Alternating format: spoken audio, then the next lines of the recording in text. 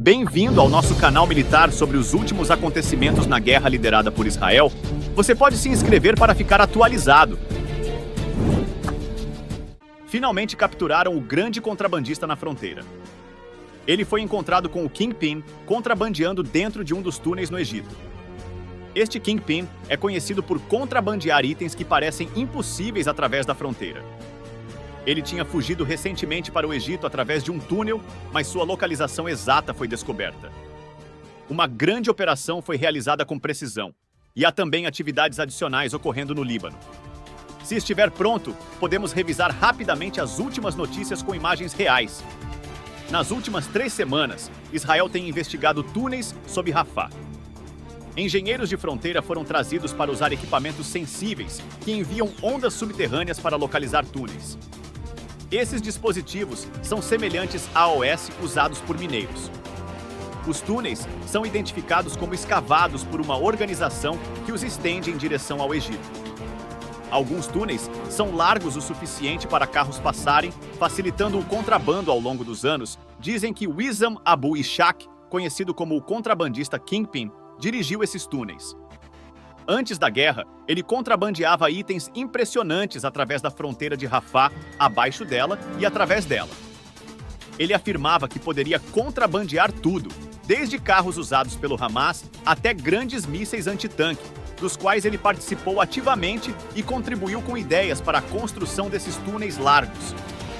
Ele supervisionava trabalhadores e membros do Hamas envolvidos na construção. Dizem também que Ishaq tem altos contatos e influência dentro do exército egípcio e do governo no Cairo.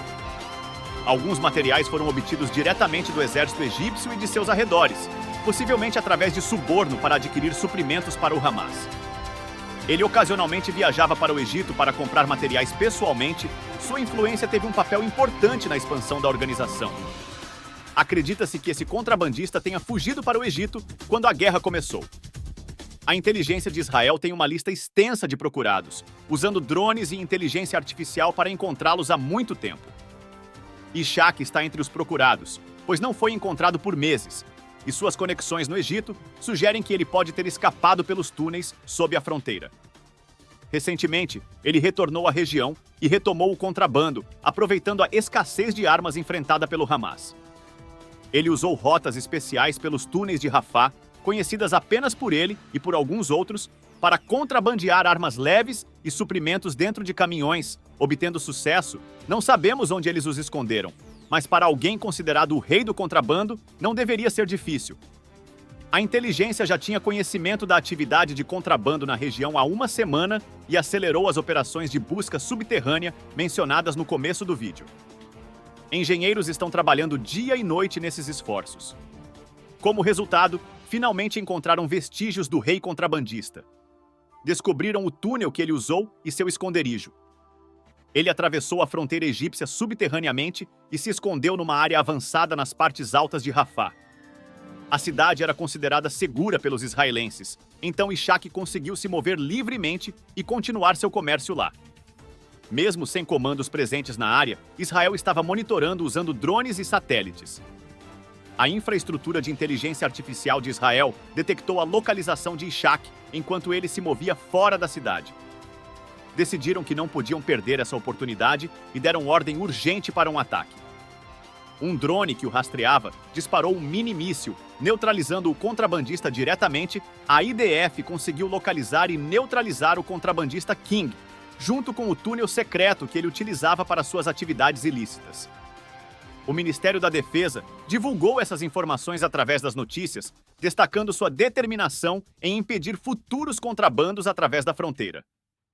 Como parte dessa operação, foi relatado que um alto funcionário do Hamas foi eliminado, o que teve um impacto significativo nas suas redes de apoio e comunicações com o Egito. Além disso, durante as investigações de fronteira, foram descobertas várias estruturas complexas associadas a AOS túneis, sublinhando a extensão e a sofisticação das operações subterrâneas na área. Encontrei marcas de arrasto e outros sinais ao redor de edifícios suspeitos, onde parecia que veículos de lançamento foram previamente utilizados. Confirmou-se que esses sistemas estavam escondidos dentro das garagens de casas com quintais, completamente carregados com mísseis. Os dispositivos eram ocasionalmente movidos para fora das garagens por alguns metros apenas, disparando mísseis contra o território israelense em questão de minutos, antes de serem rapidamente recolhidos para o abrigo das garagens. Essa estratégia permitiu que os mísseis do Hamas permanecessem operacionais e praticamente indetectáveis por um período significativo. Após uma detalhada inspeção realizada por soldados e drones, os sistemas de lançamento foram identificados dentro das garagens. Em resposta, caças foram despachados para bombardear esses edifícios, resultando na destruição das áreas de lançamento de mísseis localizadas próximas à fronteira usada pelo Hamas. Essas instalações estratégicas foram deliberadamente posicionadas para provocar tensões entre os dois países. Eles estavam lançando mísseis dessas áreas próximas à fronteira com o Egito, achando que Israel não retaliaria tão perto.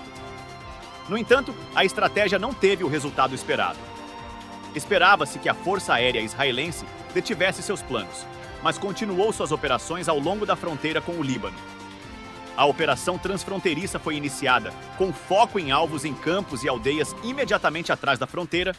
Os rebeldes têm se aproveitado das áreas florestais para lançar mísseis em direção ao território israelense, usando a cobertura das árvores e edifícios para evitar a detecção. Em resposta, Israel está implementando drones equipados com câmeras térmicas na região, intensificando a busca por células de mísseis e esconderijos. Até agora, essas operações estão mostrando sucesso na identificação de atividades terroristas e na neutralização de ameaças. O exército israelense está monitorando de perto as áreas marcadas, preparando-se para a possível entrada de tropas em áreas próximas às fronteiras. Os líderes militares israelenses estão baseando suas declarações nas últimas desenvolturas, anunciando que aviões de guerra atingiram um prédio em Kafr Kila, no sul do Líbano, como parte de suas operações de defesa.